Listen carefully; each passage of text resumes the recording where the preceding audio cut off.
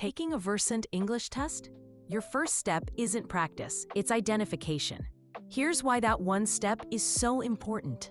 The name Versant English test can be misleading. It's a suite of assessments, not one single exam.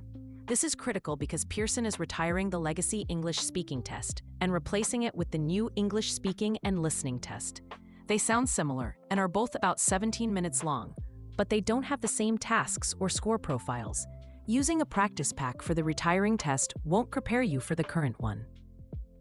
So your first step is to confirm exactly what you've been assigned. Before you search for any practice material, perform a 2-minute audit of your test invitation.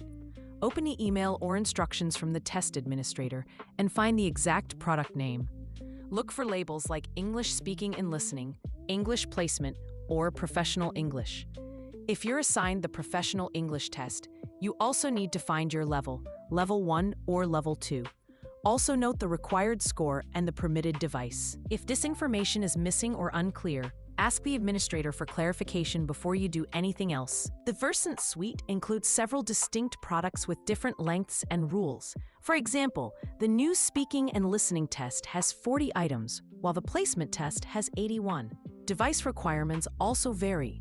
The current guide for speaking and listening allows a computer browser or the mobile app, but the guides for the Writing, 4 Skills Essentials, and Placement tests all specify access to a computer. Don't assume you can use your phone for every test. Always follow the instructions for your specific assigned product. Let's look closer at the 2 speaking-focused tests. The retiring legacy test included tasks like reading, story retellings, and open questions. The current speaking and listening test does not. Instead, it features tasks like answering questions about a conversation and retelling a passage.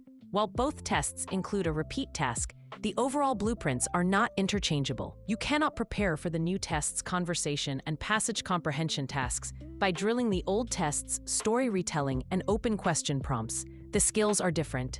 The English Placement test is another unique product with its own specific blueprint. The official guide lists exactly 9 tasks, including read aloud, conversations, typing, dictation, and passage reconstruction. It's crucial to understand the rules for each. For passage reconstruction, you must rewrite the passage in your own words, but preserve the key points and as many details as possible. Pearson explicitly says this is not a quick summary. This is different from the test's separate summary and opinion task, which requires a different skill. Finally, there is no universal passing score for Versant. Results are reported on the Global Scale of English, or GSE, and linked to CEFR levels. But the target score is set by the school or employer using the result. This is especially important for the Professional English test, which has 2 different levels. Level 1 covers CEFR A1 to B1+, while Level 2 covers B1 to C2.